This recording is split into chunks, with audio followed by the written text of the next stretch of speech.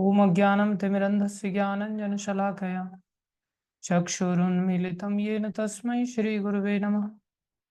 गुरवे गौरचन्द्राय राधिकाय तदालये कृष्णाय कृष्णभक्ताय तद्भक्ताय नमो नमः।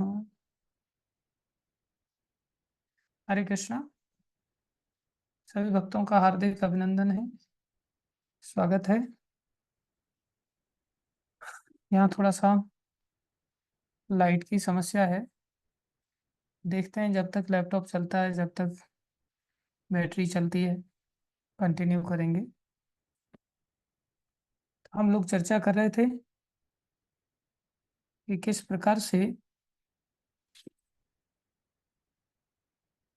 किया गया था भगवान का, जीव का, प्रकृति, काल और कर्म, और हम सभी प्रकृति के अधीन, काल के अधीन, बद्ध अवस्था में इस संसार में विवश हैं अच्छे बुरे कर्म करने के लिए, और उसके कारण हमें अलग अलग प्रकार के फलों की प्राप्ति होती, जैसे सुख और दुख की फल की प्राप्ति की चर्चा हुई थी।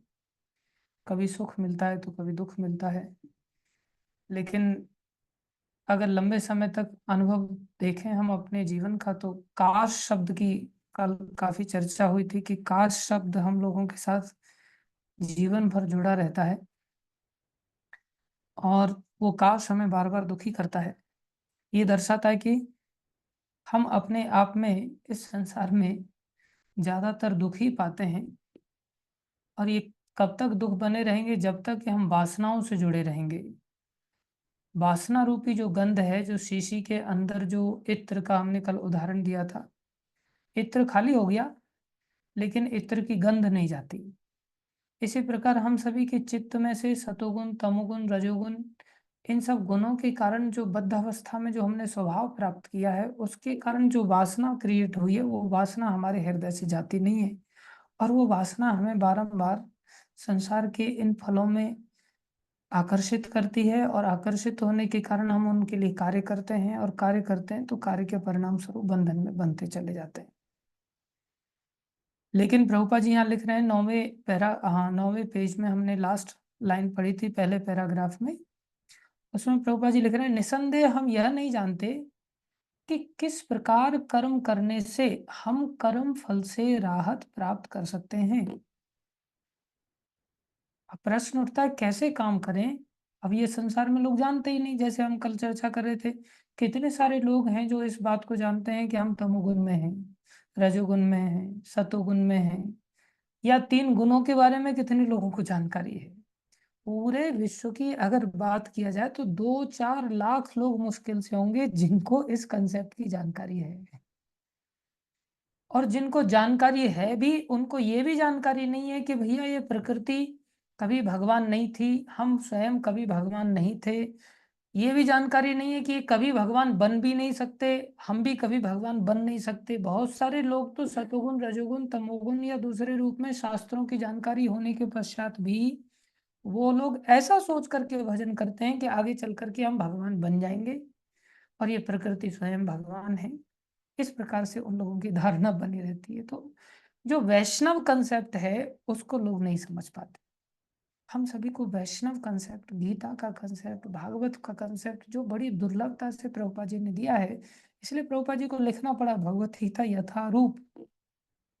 अब विचार करो कितने लोग इस यथारूप गीता को खरीदते हैं, और कितने लोग खरीदने वाले इस गीता को पढ़ते हैं, और पढ़ने वाले लोगों में से कितने लोग इस गीता को वास्तव में समझ पाते हैं, और कितने लोग हैं जो समझ करके इसे फॉलो कर पाते हैं, और कितने कम लोग हैं जो फॉलो करके इसे एक्सप्लेन कर पाते हैं।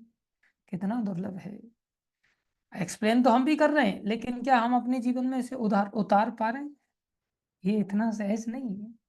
भक्ति के स्तर पर उतारना तो दूर की बात है, सतोगुण के स्तर पर उतारना भी मुश्किल हो जाता है, जबकि सतोगुण भी बांधने वाला ही है, लेकिन उसमें भी उतार पाना मुश्किल हो जाता है। सतोगुणी उसको कहते हैं कि अच्छी क्रियाएं जो अपने बल से करने का व्यक्ति संकल्प लेता है। भक्ति की क्रियाएं किसको कहते हैं? वो अच्छी क्रियाएं जो आज्ञा के अंतर्गत हम लेते हैं। ज्यादा डिफरेंस नहीं है। सतोगुण के अंतर्गत कर्तृत्व का अभिमान आ जाता है, और सतोगुण से ऊपर चले जाते हैं। उस स्थिति में आज्ञा के अधीन जब व्यक्ति रह करके कार्य करता है तो उसमें कर्तृत्व का अभिमान नहीं रहता। ये अंतर है। क्रिया सेम है, लेकिन उस क्रिया का अलग अलग परिणाम आता है। जब हम कर्तृत्व के साथ करते हैं तो उसमें एक अभिमान जनित दोष प्रकट होता है, और जब उसे समर्पण भाव से आज्ञा पालन करते हुए करते हैं तो वो शुद्ध भक्ति के अंतर्गत चला जाता है। ये अंतर है। लेकिन प्रभुपाद जी लिख रहे हैं, निसंदेह हम नहीं जानते कि किस प्रकार कर्म करने से, कर्म सारे हर व्यक्ति कर रहा है, कोई भी कर्म किया जा सकता है। किसी भी कर्म को भक्ति के अंतर लाया जा सकता है, किसी भी कर्म को सतोगुण के अंतर्गत लाया जा सकता है, किसी भी कर्म को रजोगुण के अंतर्गत लाया जा सकता है, किसी भी कर्म को तमोगुण के अंतर्गत लाया जा सकता है, लेकिन उस व्यक्ति को जानकारी तो हो। इसलिए ये जानकारी गीता से प्राप्त होती है। इसलिए प्रभुपाद लिख रहे हैं, लेकिन भगवत गीता में इसका भी वर्णन हुआ है। बशर्ते गीता पढ़े तो कर्म फल से हम राहत प्राप्त कर सकते हैं। कितने कर्म फलों से जो अनादि काल पहले से हमने किए हुए हैं, वो सब जिनका के पहाड़ बन रखा है, उन सभी कर्म फलों से हम मुक्ति प्राप्त कर सकते हैं। आगे देखते हैं प्रभुपाद जी क्या समझा रहे हैं। ईश्वर अर्थात परम ईश्वर की स्थिति परम चेतना स्वरूप है। अब ध्यान दें, भगवान, ऐसा नहीं कि भगवान डेड हैं। भगवान कैसे हैं? भगवान की स्थिति परम चेतना स्वरूप है। और जीव की स्थिति क्या बोले? जीव भी ईश्वर के अंश होने के कारण चेतन है। अभी दोनों में समानता है। जीव तथा भौतिक प्रकृति दोनों को प्रकृति बताया गया है। अब देखो, जीव को प्रकृति बताया गया, लेकिन भौतिक प्रकृति जैसा प्रकृति नहीं है। भौतिक प्रकृति कैसी है? जड़ है। जीव कैसा है? चेतन प्रकृति के अंतर्गत आता है। इसलिए प्रभुपाद जी यहाँ लिखा रहे हैं, जीव तथा भौतिक प्रकृति दोनों को प्रकृति बताया गया है, अर्थात वे परमेश्वर की शक्ति हैं, दोनों ही शक्ति हैं। किंतु इन दोनों में से केवल जीव चेतन है। दोनों में से कौन चेतन है? जीव चेतन है। चेतन मतलब जिसके अंदर चेतना शक्ति है। दूसरी प्रकृति चेतन नहीं है, यही अंतर है। अब प्रभुपाद जी इसको क्यों बता रहे हैं? इसको इसलिए बता रहे हैं कि इन दोनों के अंतर को समझ करके हम इस सिद्धांत को समझ पाए कि ये संसार से हम पैदा नहीं हुए, इस भौतिक प्रकृति से हम पैदा नहीं हुए। हम जो पैदा हुए हैं, हम भगवान से आए हैं। हमारा कारण ये संसार रूपी प्रकृति नहीं है। अगर संसार रूपी प्रकृति होता तो संसार रूपी प्रकृति तो खुद चेतन होती, तभी तो चेतन वस्तु को पैदा कर सकती थी। लेकिन वो प्रकृति जड़ है, जड़ से चेतन कैसे आएगा? आज भी लोग रिसर्च कर रहे हैं इस बात को लेकर के। तरह तरह की रिसर्च चल रही है साइंस के अंतर्गत, लेकिन कोई इस तथ्य को नहीं समझ पा रहा है जो प्रभुपाद जी यहाँ स्पष्टता से समझा दे रहे हैं। कुछ लोग तो कहते हैं ब्लास्ट हुआ, बहुत बड़ा बम फटा और हम पैदा हो गए। तरह तरह के लोग उदाहरण देते हैं। लोग कहते हैं जैसे अनाज की बोरी में से कीड़े पैदा हो जाते हैं अपने आप। बोले इसका मतलब जड़ से चेतन आ रहा है। नहीं, जड़ से कभी चेतन नहीं आता। वो भगवान की शक्ति से ही चेतन जीव प्रकट होता है। इसलिए प्रभुपाद जी कह रहे हैं यही अंतर है। इसीलिए जीव प्रकृति परा या उत्कृष्ट कहलाती है। जीव वाली जो भगवान की प्रकृति है, जैसे गीता में भगवान ने बताया, दो प्रकार की प्रकृति होती है, भूमि रापो अनलो वायु खम मनो बुद्धि एवच अहंकारम इतियम में भिन्ना प्रकृति अष्टधा। ये 8 चीजों से बनी हुई मेरी एक भिन्न प्रकृति है, एक अलग प्रकृति है। इसके अतिरिक्त एक दूसरी परा प्रकृति है जिसमें जीव आते हैं। भगवान ने दूसरे अध्याय में घोषित कर दिया था इस बात को। आगे हम पढ़ेंगे उन सब चीजों को। प्रभुपाद जी यहाँ पर उसी बात को यहाँ पर पहले ही व्यक्त कर दे रहे हैं कि दो प्रकार की प्रकृति है, एक परा प्रकृति जिसे उत्कृष्ट कहते हैं, लेकिन भगवान की चेतना परम है। अब देखो, जीव भी चेतन है, जीव भी सचेत है, सजग है, लेकिन क्या भगवान के जैसा सजग हो सकता है? जीव भगवान के जैसा सजग नहीं हो सकता। हमें तो अपने शरीर का भी ज्ञान है, दूसरे का शरीर का ज्ञान नहीं है, लेकिन अपने शरीर का भी पूर्ण ज्ञान है क्या? क्या किसी को ये पता है कि हमारे सर पर कितने बाल हैं? हमारे ही सर पर, खुद के सर पर, किसी दूसरे की बात छोड़ दो। क्या हमारे शरीर में एक एक अंग का जो निर्माण हुआ है, कैसे हुआ, ये ज्ञान है क्या हमको? हमारे भी शरीर की प्रकृति को हम नहीं जानते, डॉक्टर के पास भागना पड़ता है, उसको बोलते मशीनें लगा करके थोड़ा बताओ भाई क्या गड़बड़ हो गया अंदर। शरीर हमारा है। फिर भी हम अपने आप में बहुत बड़े चेतन बन करके दिखाएं कि नहीं, मैं बहुत परम चेतन हूँ, मेरे को सब चीजों का ज्ञान है, मैं बहुत सचेत आदमी हूँ। नहीं है कोई भी व्यक्ति सचेत, लेकिन भगवान परम सचेत हैं। अब विचार करो, हम अपने बारे में सोचें कि हमारी चेतना शक्ति इतनी बढ़ जाए, इतनी बढ़ जाए कि दूसरा व्यक्ति हमारे बारे में हर सेकंड क्या सोच रहा है और हमें ये जानकारी प्राप्त हो जाए कि दूसरे के मन में चल क्या रहा है। और दूसरा व्यक्ति अभी व्यक्त नहीं कर रहा है, आपको पराठा सर्व कर रहा है और साथ में सोच रहा है ये पराठा खिला करके अच्छे आलू के इसको इतना आप खिला देते हैं कि पेट भर के सो जाए और फिर अच्छी तरह से बिस्तर नापे और लंबे समय तक गहरी नींद में सोएगा, तो बाद में इसके घर में चोरी करके मोबाइल चुरा करके लेके जाऊंगा। उसके मन में ये चल रहा है और आपको पराठा खिला रहा है, और आपके अंदर भगवान ने वो क्षमता डाल दिया कि आपको पता चल गया कि ये चोरी करने वाला है। हम फिर आसानी से पराठे खा पाएंगे? आसानी से जीवन जी पाएंगे? और ये स्थिति हमारे प्रति किसी विदेश में बैठे हुए व्यक्ति के मन की नहीं होगी, हमारे आसपास रहने वाले लोगों की मन की स्थिति होगी। और हमें पक्का एक एक व्यक्ति की खबर अगर मिलती रहे, कौन व्यक्ति क्या कर रहा है, कहाँ पर है, कैसा जीवन जी रहा है, एक एक चीज की, कैसे इसने गया मार्केट में खाली परिक्रमा लगाने के लिए और एक एक जगह पे भंडारे खाता घूम रहा है, या गया मार्केट में और समोसे मार के राधा कुंड से वापस आ गए, बोले मैं प्रभु जी राधा कुंड दर्शन करने के लिए जा रहा हूँ, और हमें बिल्कुल एक एक घटना का पता चल जाए, हमारे लिए जीना कितना मुश्किल हो जाएगा। वैसे बहुत अच्छा लग रहा है ऐसा कि पता चल जाएगा, कितना अच्छा हो, कितना अच्छा क्या होगा, हम बदल थोड़ी पाएंगे संसार को।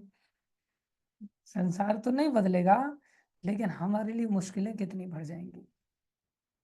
और विचार करो, भगवान को सब पता है, एक एक जीव के बारे में पता है कि ये मेरे सामने अभी अगरबत्ती को मारा है और देखो पीछे ये क्या गुल खिला रहा है, मेरे सामने अभी देखो कितना बढ़िया गीता के ऊपर प्रवचन कर रहा है, जैसे मैं आपके सामने प्रवचन कर रहा हूँ, और हृदय देखो इसका कितना गंदा है कि निरंतर काम से प्रेरित होकर के, क्रोध से प्रेरित होकर के, लोभ से प्रेरित होकर के ताक रहा है कि कौन सेठ दिखाई दे रहा है, कौन सुंदर लड़की दिखाई दे रही है, कौन व्यक्ति मेरा दुश्मन है जिसको मैं छोड़ने वाला नहीं हूँ।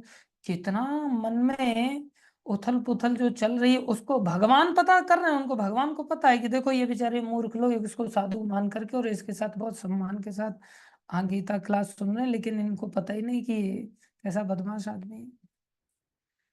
भगवान को पता होते हुए भी भगवान की विनम्रता देखो, भगवान मुस्कुरा रहे हैं जबकि वो सामर्थ्यशाली हैं। वो चाहे तो, जैसे बलराम जी ने एक दिन का मार करके रोमहर्षण सूत जी के जो सूत जी जो थे उनको मार दिया था, वो चाहे तो मेरे जैसे धर्म धुरंधर को जाकर के एक तिनका फेंक करके, या तिनका भी फेंकने की जरूरत नहीं, वो तो हार्ट के अंदर ही बैठे हुए, वहीं धड़कन को जस्ट ऐसे पकड़ ले बस, बहुत धड़क लिया इसका दिल, बंद कर देते हैं इसको। ऐसे लोग नहीं चाहिए, कर सकते हैं ना, लेकिन फिर भी भगवान बेचारे सहन करते हैं, परम चेतन होते हुए भी उन चीजों को इग्नोर करते रहते, ठीक है अभी जैसा भी है कोई नहीं, देखते आगे सुधर जाएगा। ये भगवान की परम चेतनता, और जब भगवान ये देख लेंगे अच्छा इसके अंदर ये इच्छा है, तो भगवान का चल तेरी ये इच्छा की पूर्ति ऐसे करते हैं, चल मैं तेरी सहायता करता हूँ, तेरे को सुअर बना देता हूँ, चल तेरी ये इच्छा है तो चल मैं इस व्यक्ति से मिला देता हूँ, ये तेरे को बंदूक दे देगा, ऐसे तू अपने दुश्मन को मार देना। भगवान हर इच्छा की उल्टी सहायता करते हैं। एक संसारी भोगों की भगवान जब सहायता करते हैं जीव को जीवन जीने के लिए, जिसमें कि उसकी इच्छा है, प्रबल इच्छा है, भगवान को पता रहता है ये भोग भोगना चाहता है, भगवान उस भोग की सुविधा उसको देते हैं, सहयोग करते हैं। जब वो जीव कभी अपने हृदय में भगवान से मिलने की इच्छा करेगा तो क्या भगवान को उस चेतना के बारे में जानकारी नहीं कि ये मेरे से मिलना चाहता है? तब भगवान क्या उसकी सहायता नहीं करेंगे? लेकिन हम भगवान की इस दिव्य अवस्था को नहीं जानते। हम सोचते भगवान है भी कि नहीं है। और जबकि गीता क्या कह रही है, बोले भगवान भैया ऐसे नहीं है। भगवान कैसे हैं? बोले परम चेतन है। लेकिन भगवान की चेतना परम है, और किसी को यह नहीं कहना चाहिए कि जीव भी परम चेतन है। ये ध्यान रखे, कोई जीव ये क्लेम नहीं कर सकता कि जीव परम चेतन। हो सकता है दो चार जीवों के बारे में किसी को पता भी चल जाए, दो चार सिद्धि छोटी मोटी पता भी चल जाए उसको, दूसरे के मन को पढ़ना भी जान जाए, समझ में भी आ जाए उसको, क्या वो सारी सृष्टि के जीवों के बारे में जानकारी ले सकता है? क्या वो कीड़े मकोड़ों को भी जानकारी लेकर के समझ सकता है कि बेचारा क्या चाहता है? लेकिन भगवान जो जीव हमें दिखाई नहीं देते, उनके हृदय में भी बैठ करके उनकी हर स्थिति को जानते हैं। ये भगवान की भगवत्ता है। तो अगर हम भगवान के शरणागत हो जाएंगे तो भगवान हमारा कितना ख्याल रखेंगे फिर? जब शरणागत नहीं है, ये कहने का भावार्थ क्या है, तात्पर्य क्या है? ये बताने का यही तात्पर्य है कि जीवों के पास मत जाओ अपना दुखड़ा रोने के लिए। वो उनको बता भी दोगे आप तो उनकी कोई सामर्थ्य नहीं वो कुछ कर पाए। करने की सामर्थ्य तो भगवान के अंदर ही है। क्यों? क्योंकि भगवान परम चेतन है, और जीव कैसा है? जीव परम चेतन नहीं है। जीव कभी भी, देखो प्रभुपा जी कितनी बड़ी बात बता रहे हैं। ये बहुत बड़ा कंफ्यूजन होता है कई बार लोगों को, कि लोग ऐसा समझते हैं कि हाँ, जो गुरुजी हैं वो तो सब जानते हैं। अरे सब जानते हैं, फिर भी तुम मुंह कैसे दिखा पा रहे हो? मुंह दिखा पा रहे हैं ये शब्द तो कह दिया सब जानते हैं, लेकिन मुंह दिखा पा रहे हैं ये सोच करके कि शायद ये वाली बात नहीं जानते होंगे, तभी तो मुंह दिखा पा रहे हैं। हो सकता है आप मुंह दिखा पा रहे हो क्योंकि आपके पास ऐसा कोई मन में या कार्य में ऐसी गंदगी ना हो, लेकिन मैं तो भैया सीधा इसी आधार पर मुंह दिखाता हूँ महाराज को जाकर के, ये सोच के शायद महाराज को ये वाली बात पता नहीं होगी जो मेरे मन में कपट है, गंदगी है। लेकिन महाराज अच्छे गुणों को तो जानते ही होंगे, और नहीं भी जानते होंगे तो हम अपनी ओर से रिपोर्ट दे देते, महाराज ऐसा ऐसा हुआ, आपकी कृपा से हो गया। जब सब जानते हैं तो ये भी पता नहीं कि क्या जरूरत है। लेकिन प्रभुपा जी यहाँ क्या लिख रहे हैं, जीव कभी भी, यहाँ तक कि अपनी सिद्ध अवस्था में भी परम चेतन नहीं हो सकता। परम चेतन मतलब सब जीवों के बारे में जानकारी प्राप्त होना। अब ऐसा नहीं कि वो हमारे बारे में पता नहीं कर सकते, इसका अर्थ ये नहीं लेना चाहिए अच्छा आज पता चल गया कि महाराज सब जान नहीं सकते, सिद्ध हैं, गुरु जी सिद्ध हैं, लेकिन फिर भी आज पता चला कि वो नहीं जानते। नहीं जानते तो आप बहुत बड़ा टेंशन फ्री हो गए कि आप कोई बात नहीं, अब डर के जाने की जरूरत नहीं, छाती चौड़ी करके जाने की जरूरत है। नहीं, वो इतने सिद्ध जरूर हो सकते हैं कि वो चाहे किसी के बारे में जानना तो भगवान से निवेदन करके भगवान उनको हर व्यक्ति के बारे में जना सकते हैं जिसके बारे में वो जानना चाहें। अंदर से भगवान प्रेरणा उनको अवश्य दे सकते हैं, इसलिए इतने भी बिंदास होकर के मत जाना कि भगवान हाँ महाराज को जानते नहीं है इसलिए हम आराम से, ये तो सिद्ध तो है लेकिन गीता की भूमिका में हमने पढ़ लिया था कि वो सब तो नहीं जानते, इसलिए हम हाँ उल्टे सीधे काम करके भी सीना चौड़ा करके पहुंच जाए कि कोई दिक्कत वाली बात नहीं। उनको अंदर से भगवान जनाते हैं। और इतना भी भयभीत होने की आवश्यकता नहीं है कि अरे अब मैं क्या मुंह दिखाऊं, मैंने तो ऐसे ऐसे कर्म कर लिए, मैं मुंह दिखाने लायक नहीं हूं इसलिए शकल ही दिखाने नहीं जाने का। इतना भी टेंशन नहीं लेने का, चले जाने का। ये भावार्थ को हमें समझने की आवश्यकता है। यहाँ तक कि अपनी सिद्धावस्था में भी परम चेतन नहीं हो सकता, और यह सिद्धांत भ्रामक है कि जीव परम चेतन हो सकता है। ये सिद्धांत भ्रामक है। बहुत सारे लोग ऐसा सोचते हैं ना कि जो आपको समझ गया वो आप ही बन गया, आप ही बन गया। लोग कहते हैं ना कि जो आपको जान गया वो आपके समान ही बन गया।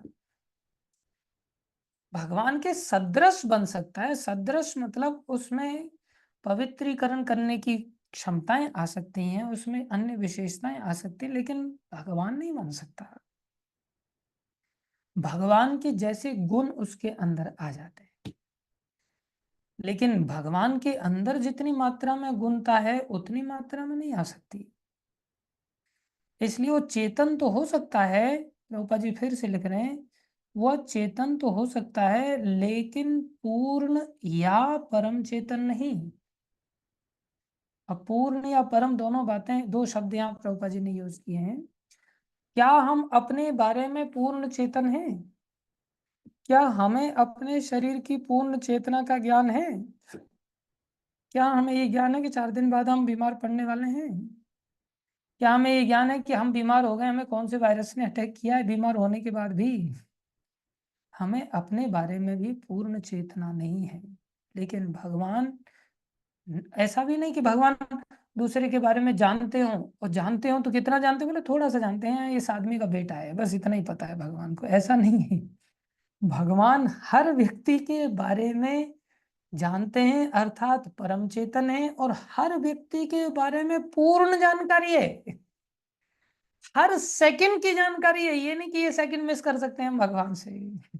नहीं मिस कर सकते। और फिर भी भगवान की दया देखो, अगर हमें ये सिद्धांत पता हो जाए तो हमसे कोई गलत कार्य होगा फिर नहीं। और ये सिद्धांत हर समय दिमाग में याद रहे कि भगवान भैया पूर्ण चेतन है और परम चेतन है, और भगवान को हम ऐसे क्लेम नहीं कर सकते, प्रभु मैं आपके लिए इतनी माला कर रहा हूँ फिर भी आप दर्शन नहीं दे रहे हैं। हाँ, हम इस बात को नहीं जान रहे कि हम कितने कपट कर रहे हैं, कितने उल्टे सीधे काम कर रहे हैं, वो तो भगवान को बता ही नहीं रहे। हाँ, वो उल्टी जब अलग बात है कि भगवान हमें नहीं बता रहे, अन्यथा हम भगवान को मुंह दिखाने लायक ना रहे। लेकिन भगवान बेचारे चुपचाप मंदिर में खड़े होकर के हमें मुस्कुराते हुए दर्शन देते रहते, ये सोच करके कि इसको ये फील ना हो जाए कि मेरे को सब पता है, नहीं तो ये मुंह दिखाने कभी आएगा ही नहीं। भगवान मुस्कुराते रहते हैं, बहुत अच्छे, कोई बात नहीं, मेरे को तुम्हारी कोई गलती की जानकारी नहीं है, तुम्हारी सब अच्छी बातों की मुझे जानकारी। अच्छा तुम फूल चढ़ा रहे हो, लाओ फूल दे। तुम अगरबत्ती कुमार, वाह बहुत अच्छी बात है। अच्छा तुम जल भी चढ़ा रहे हो, लाओ। अच्छा संदेश भी लाए हो, रबड़ी भी दे रहे हो, लड्डू भी दे रहे हो, वेरी गुड वेरी गुड। भगवान मुस्कुराते रहते हैं। और व्यक्ति को भी लगता है एक्चुअली मैं खिला रहा हूँ ना, मलीदा खिलाया ना भगवान को, देखो भगवान मोटे हो गए बोले। भगवान ऐसे दिखने लगते उसको, भगवान मोटे हो रहे, देखो भगवान मुस्कुरा रहे, हाँ। वो ये नहीं देख पाता भगवान को कि भैया तेरी करतूतें भी भगवान को दूसरी पता है, कि तूने कैसे अकेले में बैठ करके 1.5 किलो मलीदा मारा है, 1.5 किलो लड्डू खाए अकेले अकेले, पूरा डब्बा साफ कर दिया, उनके प्यारे भक्त लोगों को, दूसरों को किसी को दिखाया तक नहीं है। ये जानकारी भगवान को है, और भगवान उस चीज को लेकर के ऐसे घूर के नहीं देख रहे हैं जैसे गुरु जी घूर के देखते हैं कई बार। तो जब भगवान ऐसे घूर के देखने लग जाए तो व्यक्ति की हालत खराब हो जाए। तो हम भूल जाते हैं ये भगवान की केवल दया है कि भगवान परम चेतन है और पूर्ण चेतन है। जीव कभी भी न परम चेतन था, न कभी हो सकता है। जीव कभी न पूर्ण चेतन था, न कभी पूर्ण चेतन हो सकता है, यहाँ तक कि सिद्धा अवस्था में भी नहीं हो सकता। अब देखो, एक भक्त मेरे को मैसेज लिख रहा है अभी आप लोगों के इसमें सुनते सुनते, मैंने कब मलिदा खाया? अरे भैया दुनिया में तुम ही एक मलिदा खाता है क्या? बाजरे की रोटी को चूरन बना के उसमें घी डाल करके, खुद डाल करके जो मलीदा बनता है, वो भक्त सोच रहा है मेरे ऊपर प्रभु जी बोल रहे हैं, क्योंकि मैं ही अकेला इतने सारे 50-60 लोगों में मलीदा खाता हूँ। कितना जीव का भ्रम है। जीव सोच रहा है मैं परम चेतन हूँ, सबके बारे में मेरे को जानकारी। अरे मूर्ख, तेरे को अपने ही बारे में जानकारी है बस, इसलिए तुम्हें बुरा लग रहा है।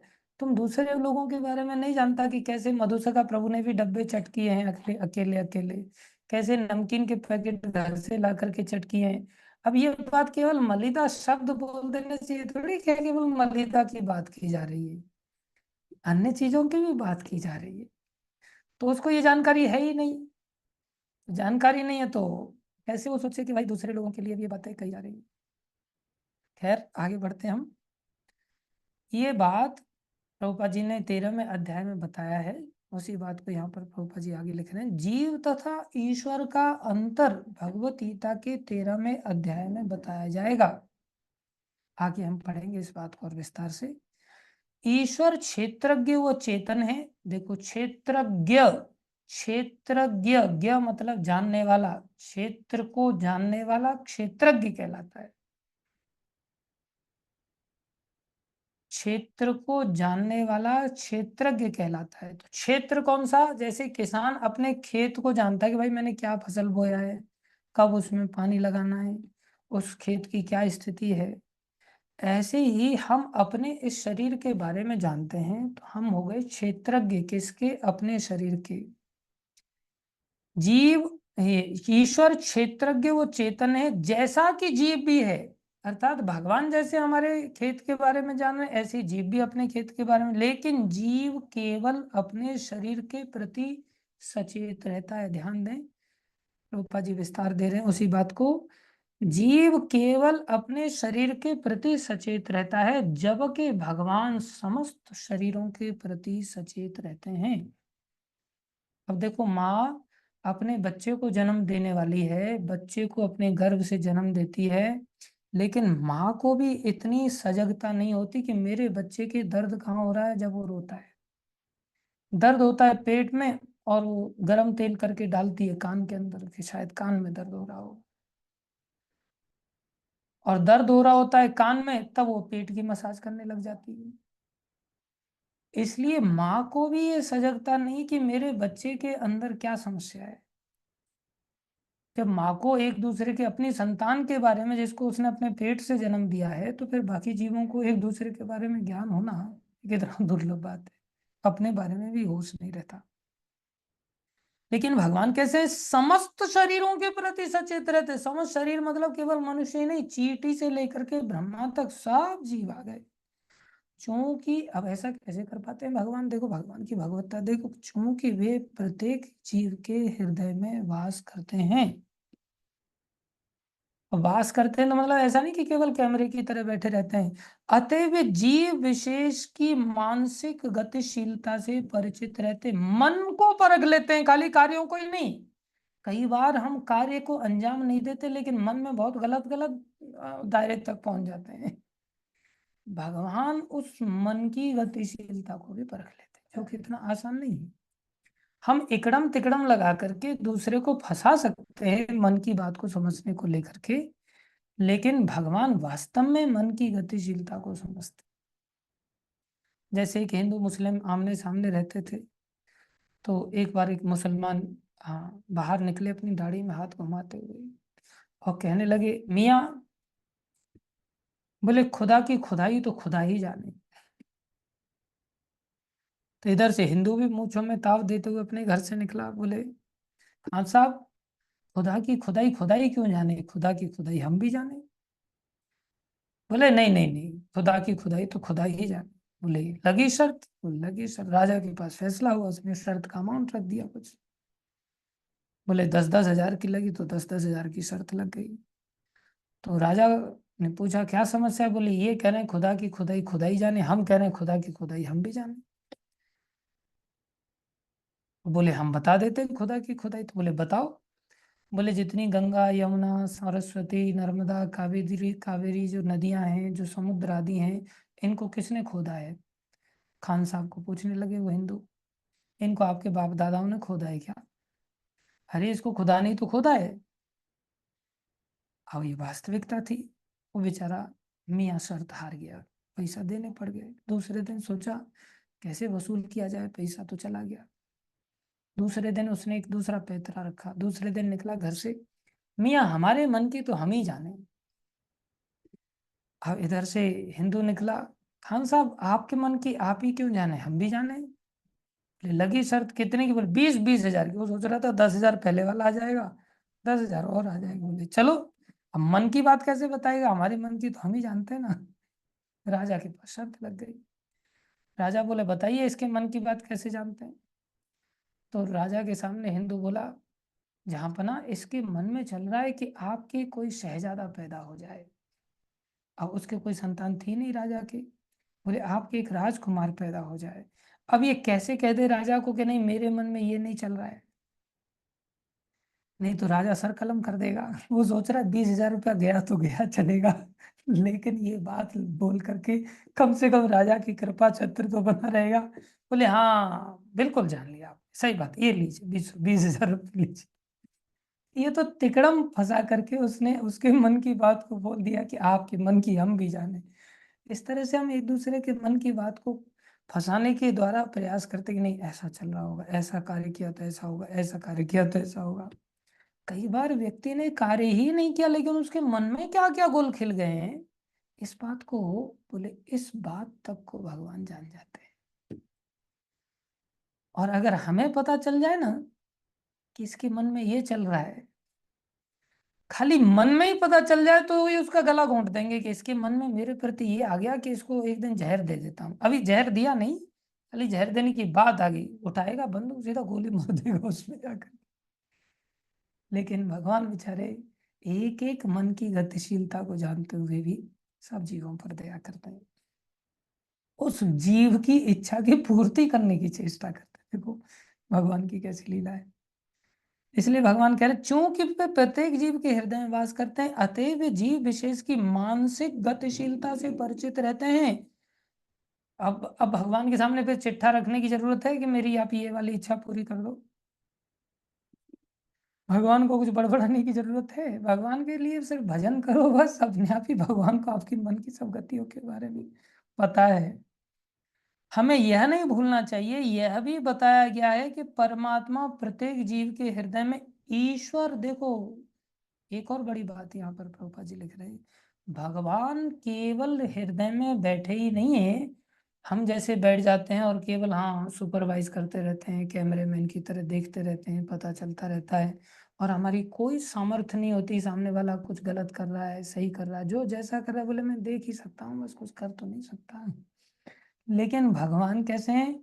बोले खाली स्पेक्टेटर बन करके खाली देखते नहीं रहते, हृदय में ईश्वर या नियंता के रूप में वास कर रहे हैं और जैसा जीव चाहता है, देखो कैसी विशेष बात प्रभुपाद जी लिख रहे हैं, नियंता ईश्वर कंट्रोलर, उनके पास वो ताकत है कि वो अंदर बैठे बैठे जो चाहे कर सकते हैं।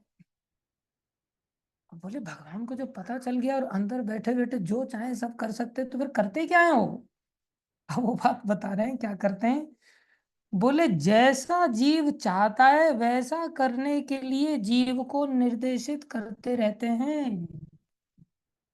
अच्छा, तुम पैसा कमाना चाहता है तो भगवान अंदर से निर्देशित, चल उस आदमी से मिल, वो तेरे को थोड़ा सा गाइड करेगा कि ये धंधा कैसे चलाया जाता है। कब तक सोएगा, अब दुकान खोलने का समय हो गया, चल उठ जा फटाफट। भगवान अंदर से निर्देशित करते हर कार्य को लेकर के, जिस कार्य के लिए वो अपने कर्मानुसार डिजर्व करता है, भगवान उस व्यक्ति की उस इच्छा के लिए सहायता करते हैं। कैसी विशेष बात है। पहले तो वह किसी एक विधि से कर्म करने का संकल्प करता है, लेकिन फिर वह अपने ही कर्म की क्रियाओं और प्रतिक्रियाओं में उलझ जाता है। ये बहुत विशेष बात है यहाँ पर, जिस बात को लेकर के हम लोग संसार रूपी दलदल में फंसते चले जाते हैं। बोले जीव की दशा ऐसी है, अनेक जन्मों से वो सतोगुण रजोगुण तमोगुण के इस हथकड़ी में बना रहने के कारण उसके अंदर से जो वासनाएं निकलती रहती हैं, उस वासना के कारण वो सुखी होना चाहता है, अर्थात वो इस वासना रूपी दलदल से निकल करके सुखी होना चाहता है, लेकिन होता क्या है, जितना हाथ पैर मारता उतना ही वो दलदल में फंस जाता है। अब फिर हाथ पैर मारना चाहिए क्या? उसको कुछ करना चाहिए क्या? ये दलदल की विशेषता होती है, आप निकलने के लिए जितना प्रयास करेंगे उतने ही फंसते चले जाएंगे। इसे रेशम के कीड़े की करतूत कहते हैं। रेशम का कीड़ा अपने चारों तरफ जाल बुनता है लेकिन जाल में खुद ही फंस जाता है। तो हम सभी जीवों की अनादि काल से ये सिस्टम चला आ रहा है, अनादि काल से ये कर्मों का जाल हमने इतना बुन लिया है, इतना बुन लिया है कि अभी हम जो भी चेष्टा करेंगे उस चेष्टा का एक ही परिणाम होगा, उलझना, फंसना बस। स्पष्ट कह रहे हैं कि पहले तो वह किसी एक विधि से कर्म करने का संकल्प करता है। कोई भी चीज का हम संकल्प करते, भाई मेरे को आज हाँ पकोड़े खाने हैं, पकोड़े खाने के लिए उसने संकल्प कर लिया, आज मेरे को हाँ गोभी के पकोड़े खाने हैं, आलू के पकोड़े खाने हैं, और थोड़ा सा ज्यादा नहीं तो थोड़ा मात्रा में पनीर भी ले आऊंगा, पनीर के भी पकोड़े खाऊंगा और इस प्रकार से तरह तरह के कुछ पकोड़े बनाऊंगा। लेकिन भगवान पहले ही तीसरे अध्याय के 13वें श्लोक में बता दिए भगवत गीता में, ये पचंती आत्म कारणम, जो अपने लिए भोजन पकाता है, इस तरह से पका तो रहा था बंधन से मुक्त होने के लिए, आनंद पाने के लिए, लेकिन वो खुद केवल पाप खा रहा है, बिना भोग लगाए खा रहा है। तो एक कर्म उसने किया, संकल्प लिया कि भाई ये काम करेंगे, और फिर क्या होता है, लेकिन फिर वह अपने ही कर्म की, किसी दूसरे के कर्म की नहीं, अपने ही कर्म की क्रियाओं और प्रतिक्रियाओं में उलझ जाता है। और उलझ गया तो क्या होगा, एक प्रकार का शरीर त्यागने के बाद वह दूसरा शरीर ग्रहण करता है। कैसे, जिस प्रकार हम वस्त्र उतारते तथा पहनते रहते हैं। अब ये क्रम जन्म मृत्यु का कभी बंद होगा बताओ? संकल्प किसमें होता है, मन में होता है। किसी भी कार्य को करने की संकल्प किया और कोई विशेष कर्म किया, उस कर्म का प्रतिक्रिया रूपी बंधन सामने क्रिएट हो गया, और उस बंधन को भोगने के लिए अगला जन्म, फिर उसमें नए कर्म, फिर उसमें अगला जन्म, फिर उसमें नए कर्म, फिर उसमें अगला जन्म, फिर उसमें नए कर्म, ऐसे अनादि काल से जन्म मृत्यु का ये चक्र कभी खत्म नहीं हो पाता। ये सबसे बड़ा डेंजरस काम है, जिसके चलते हम सभी को बंधना पड़ता है, दुख भोगना पड़ता है। अब समाधान क्या है? इस प्रकार जब आत्मा देहांतरण कर जाता है, अतः उसे अपने विगत पूर्व में हमने ही किए हैं कर्मों का फल भोगना पड़ता है। ये कर्मों का फल हम सबको भोगना पड़ेगा। कर्म से ही कर्म बनते रहेंगे और फल निकलते रहेंगे, और फिर फल भोगते रहेंगे। क्या इसे बदला जा सकता है? बोले हाँ, ये कार्यकलाप तभी बदले जा सकते हैं जब जीव सतोगुण में स्थित हो और यह समझे कि उसे कौन से कर्म करने चाहिए। यहाँ विशेष बात प्रभुपाद जी बता रहे हैं, उपाय बता रहे हैं। क्या उपाय बता रहे हैं? सतोगुण में आया जाए, सतोगुण में ही उसको ज्ञान के आधार पर कार्य करने की समझ विकसित होगी। जब तक जीव सतोगुण में नहीं है, उसको ये समझ विकसित हो ही नहीं सकती। और ये समझ विकसित हो जाए उसके बाद वो काम हो जाएगा, इसका भी इतना आसान मत समझना। अब जैसे सतोगुणी क्रिया है कि भाई early to bed early to rise, रात को जल्दी सो जाओ, सुबह जल्दी उठ जाओ। खाली सोने की बात करूं मैं अभी, बाकी तो बहुत सारी सतोगुण की क्रियाएं हैं, क्या करना चाहिए क्या नहीं करना चाहिए। आप सब लोग गीता के सानिध्य में जैसे तैसे करके हम लोग भक्ति के सानिध्य में आए, हरि चर्चा को सुन रहे हैं, तो क्या हम लोग इन बातों को नहीं समझते कि हमें क्या करना चाहिए क्या नहीं करना चाहिए? यही ज्ञान तो लेते हैं, और इस ज्ञान को धीरे धीरे धीरे धीरे धीरे धीरे, अब एक दिन में सारा ज्ञान तो मिल नहीं जाएगा। इसलिए कभी जीवन में क्लासेस मिस नहीं करनी चाहिए, और ना कभी क्लास देना भी मिस करना चाहिए व्यक्ति को, देने वाले को।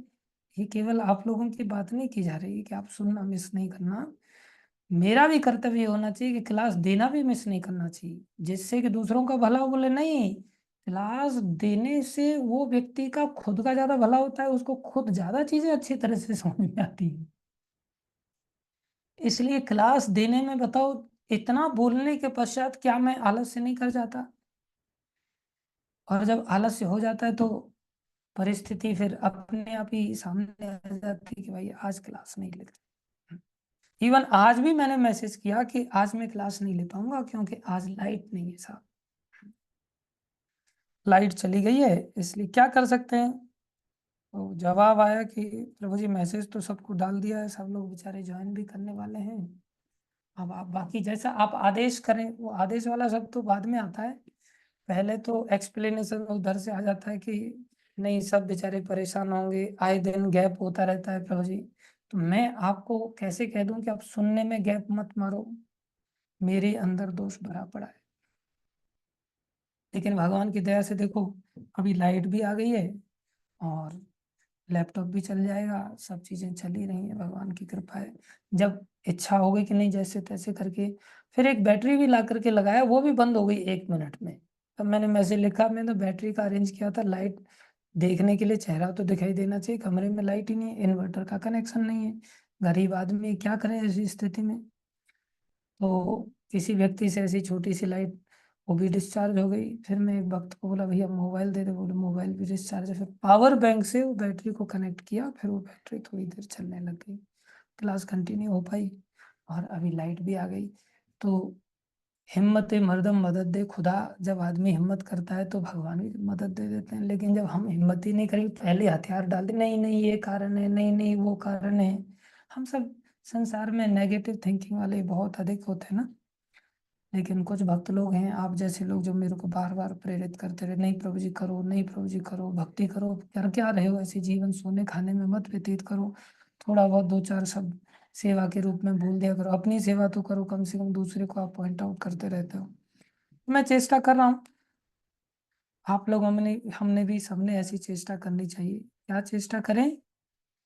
कि हम जाने क्या कर्म करने चाहिए और क्या कर्म नहीं करने चाहिए, क्या मेरे लिए सही है, क्या मेरे लिए गलत है। अगर कोई इसे जानता है तो सतोगुण के अंतर्गत आ जाता है, उसी का नाम ज्ञान है। लेकिन ऐसा जानने के पश्चात भी हम कर पाएंगे, इसकी आसान बात नहीं है।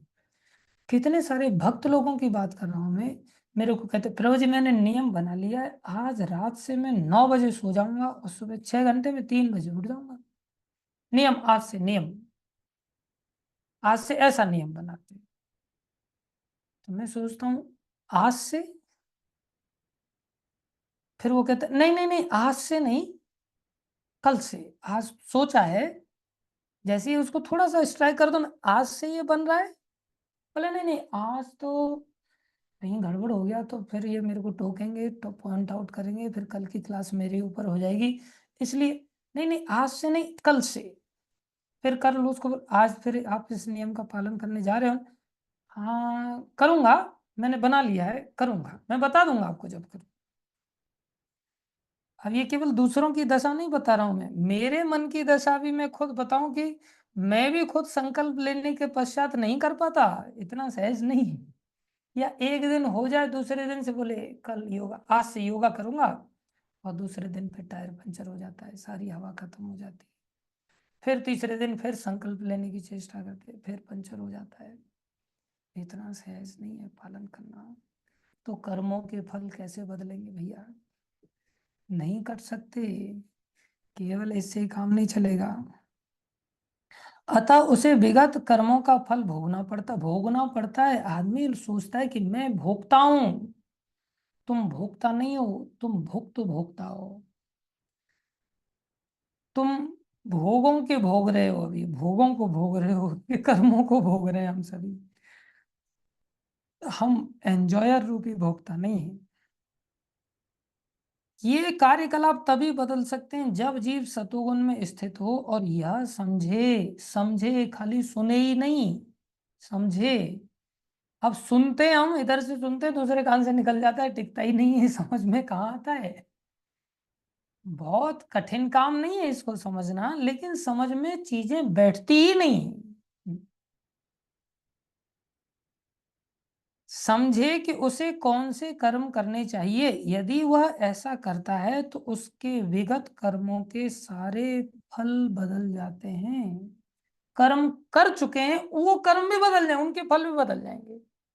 देखो कितनी बड़ी सुविधा दी जा रही है। फल स्वरूप, प्रभुपाद जी लिख रहे हैं, फल स्वरूप कर्म शाश्वत नहीं है। क्यों शाश्वत नहीं है कर्म? बाकी सब चीजें कैसे शाश्वत हैं वो सब पहले बता दिया। कर्म एक शाश्वत क्यों नहीं है? क्योंकि कर्म के फल को बदला जा सकता है। कर्म जो हम पहले करके आ चुके हैं उसको नष्ट किया जा सकता है। ऐसा नहीं कि हमारे ये तो होना ही था, या जो होना वो तो होके ही रहेगा, हम कुछ करने लायक है ही नहीं, वो बुलाएगा तो जाएंगे, नहीं बुलाएगा तो कैसे जाएंगे, सब तो उसी के हाथ में रिमोट है, उसने लिख दिया था छठी के दिन, अब तो वही माथे पर लिखवा करके लेके आ गए, तो होना ही है। शादी लिखी थी कर्म में तो शादी हो गई, चाहते थे कि नहीं हो, झंझट में ना फंसे, लेकिन लिखी थी, प्रभु जी क्या करें। आप पहले मिलने के लिए लिखे ही नहीं थे, आप भक्त लोग मिले ही नहीं, हमारी क्या गलती है इसमें? जो लिखा था वो हो गया प्रभु जी। आ भी गया था मैं, फिर भी चला गया, क्योंकि लिखा था ना, क्या कर सकते हैं। अरे कुंडली बता रही है, मैं तो पूरी निष्ठा के साथ आया था, मैं भक्ति करूंगा केवल, जीवन में कुछ नहीं करना, लेकिन मेरी कुंडली बताई तो पता चला 24 में तो शादी पक्की है, 25 में तो बची कुची भी हो जाएगी अगर कहीं थोड़ी बहुत मात्रा में रह गई तो, और 26 में तो फिर, और फिर संतानें हो जाएंगी, 4 पैर हो जाएंगे, फिर तो 2 पैर के बजाय सीधे। ऐसी स्थिति, बोले सब लिखा हुआ है प्रभु जी, कुंडली बोल रही है, मैं तो नहीं चाहता था। अरे कुंडली क्या बोल रही है, गीता भी तो कुछ बोल रही है जो सबकी कुंडली जानती है। भगवान भी तो कुछ बोल रहे हैं। सब कर्मों के फलों को बदला जा सकता है। हाँ, हमने किसी को सताया होगा तो हो सकता है हमारे साथ उसकी शादी फिक्स हो, जिससे कि वो हमें सताए इस जन्म में। ऐसा हो सकता है, हमारे कर्मानुसार पूर्व कृत हमें, कर्म कृत हमें भोगने पड़ेंगे। हो सकता है मार्केट में लोग हमारा सब सम्मान करें, लेकिन शादी करने के बाद वो हमें वीरू ही कह करके बुलाए। अब इसका मतलब ये नहीं कि आप लोगों में से किसी का नाम वीरू करके बुलाया जाता हो तो हाँ मैं उसको टोंट मार रहा हूँ, नहीं। जय वीरू की एक होती ना मूवी आई थी, उसमें जय वीरू भी नाम थे, हो सकता है आप लोगों के भी नाम किसी के हों। लेकिन वो सोचे मेरे को सब लोग, बाकी जब सब सम्मान करते हैं, यहाँ देखो मेरे को वीरू कह करके बुलाया जाए, मेरी पत्नी मेरे, अरे तुमने भी कभी अपमान किया होगा, पिछली बार पत्नी तुम होंगे, वो पति होगी, इस जन्म में वो अपने कर्मों का फल तुम्हारा भोग निकाल रही है। लेकिन यह ध्यान रखना चाहिए कि ये सारे फल बदले जा सकते हैं। वीरू धीरू नीरू कहने वाली पत्नी भी प्रभु जी कह सकती है हाथ जोड़ करके, कर्म बदल सकते हैं भक्ति करने पर। हो सकता है कि वो कह दे कि आप चले जाओ घर से, आप सन्यासी बन जाओ, साधु बन जाओ, अब मैं आपको महाराज जी कहूंगी सीधी, अब मेरी ओर से आप मुक्त हैं, मैं सब संभाल लूंगा, ऐसा भी हो सकता है। क्या नहीं हो सकता, सब कर्म बदले जा सकते हैं, चिंता नहीं करनी चाहिए। कैसे बदले जा सकते हैं, जब हम सतोगुण में स्थित हो जाएं और इस बात को समझने लग जाएं, समझने लग जाएं। अब जैसे समझ तो लिया हमने कि भाई प्रसादी खाना चाहिए, समझ लिया ना, लेकिन अचानक से कोई रसमलाई दे देता है, और फिर हमारे मन में ऐसा रेयरली आ पाता है हाथ में लेने के बाद, क्या इसका भोग लगाया है, जिसने दिया है उसको हम क्या सोच ले, इसने तो लगाया होगा ही, क्योंकि ये भी समझदार है ना। लगाया होगा ही, बिना लगाए कैसे दे देगा ये।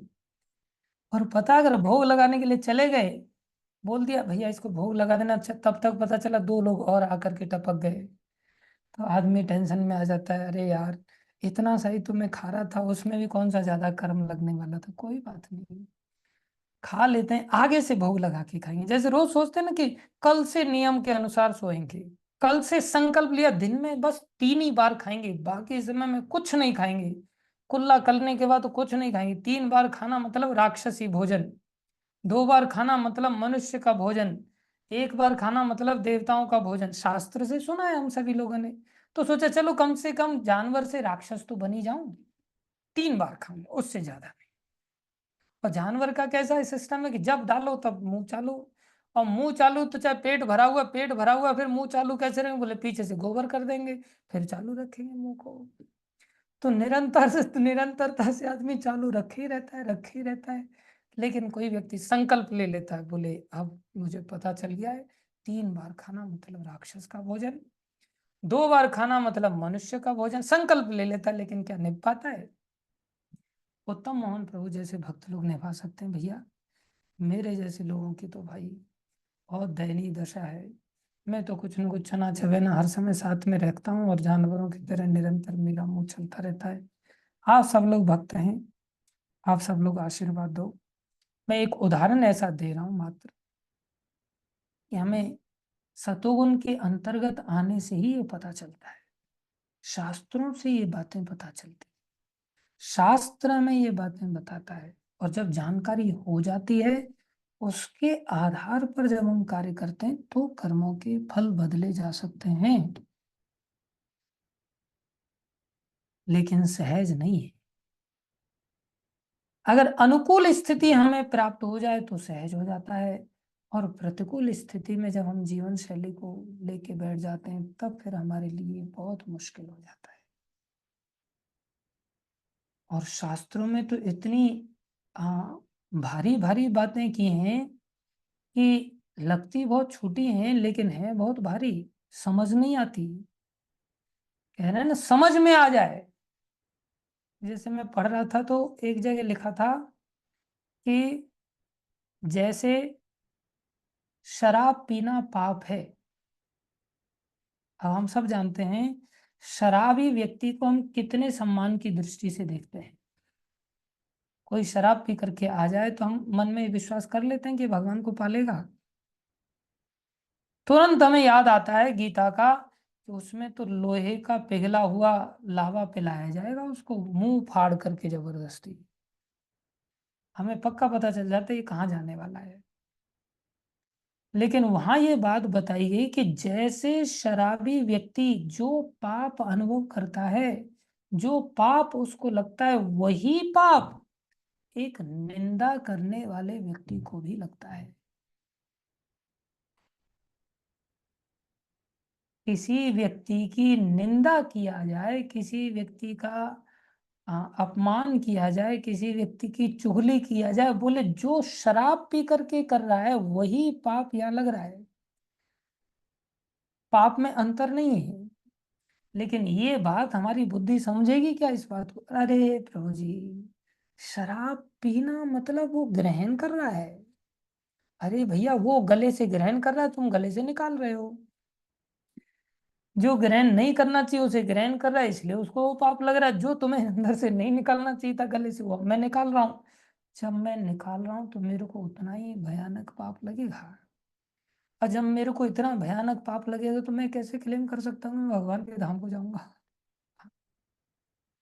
और निंदा करने में उतना मजा आता है जितना शराबी को नहीं आता होगा। जितना शराबी चेयर्स करके चुस्की ले ले करके शराब पीता है, घोर शराबी, ऐसे ही मेरे जैसा निंदक चार लोगों में बैठ करके बाकी लोगों की निंदा तो छोड़ दो, महाराज लोगों की निंदा में भी पीछे नहीं रहते। सोचते छोटी मोटी निंदा क्यों करना। जैसे शराब पीने वाला सोचता है छोटी मोटी दारू की बोतल क्या पीना, ब्रांडेड पिएंगे। तो व्यक्ति सोचता है फिर जब निंदा ही करनी है तो फिर गुरु के स्तर पर करेंगे ना, सन्यासियों के स्तर पर करेंगे, टेम्पल प्रेसिडेंट के स्तर पर करेंगे, भगवाधारियों के स्तर पर करेंगे, फिर सफेद धारी। कोई छोड़ता नहीं, किसी को छोड़ता नहीं निंदा करने वाला। जो सामने आ जा बस आने दो, आनी और आनी और आनी और, उसको कहाँ समझ में आता है। और भागवतम में परीक्षित महाराज के प्रसंग में यहाँ तक कहा है कि कोई व्यक्ति को अगर ये बात पता चल जाए कि इस व्यक्ति ने ये गलत काम किया है, किसी ने किया हो, सच में ही किया हो, ये गलत काम किया है, और उस गलत काम की सूचना वो किसी दूसरे तीसरे चौथे पांचवें छठवें 10 लोगों को देता है, बोले सूचना देने वाले व्यक्ति को भी वो पाप अपने आप लग जाएगा जो दूसरे ने किया है। अब ये समझ में आएगा कि सतोगुण के अंतर्गत आता है ऐसा समझना कि सूचना देने वाले व्यक्ति को, चाहे उसने पाप नहीं किया है, सूचना देने वाले व्यक्ति को वो पाप तुरंत लग जाएगा। अब बताओ जी न्यूज आज तक वाले, इसने इसको मारा, इसने इसको ये कर दिया, इसने उसको वो कर दिया, टीआरपी बढ़ाने के लिए विशेष। देखो मेरे को कितना सोशल नॉलेज है, मेरे को सबके बारे में। जैसे हाँ, हमारे उत्तम मोहन अरे अपनी चुटकियों पे नॉलेज रहती है, कौन व्यक्ति कहाँ कांड कर रहा है, कौन सा वक्त क्या कांडी में लगा हुआ है, सब जानकारी अपने पास मिलेगी बोले। तो वो सोचे ओहो ये तो बीबीसी को भी पीछे छोड़ दिया इसने। अरे बेटा जानकारी लेकर के तुम घूम रहे हो, तुम क्या घूम रहे हो, मैं खुद घूम रहा हूँ। तो मैं इन सब पापों से नहीं बच सकता। ये इतना सूक्ष्म साइंस है, इसको समझना कितना जरूरी है हम सब लोगों के लिए। लोगों को ऐसा लगा मैं दारू पीता नहीं, सिगरेट फूकता नहीं, बीड़ी पीता नहीं, मांसाहार करता नहीं, प्याज लहसुन सब छोड़ दिया मैंने, लेकिन सबका बाप निंदा पकड़ करके बैठ गए हैं।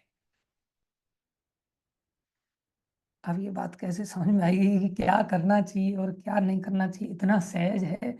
और हर सेकंड लपर लपर लपर लपर एकदम।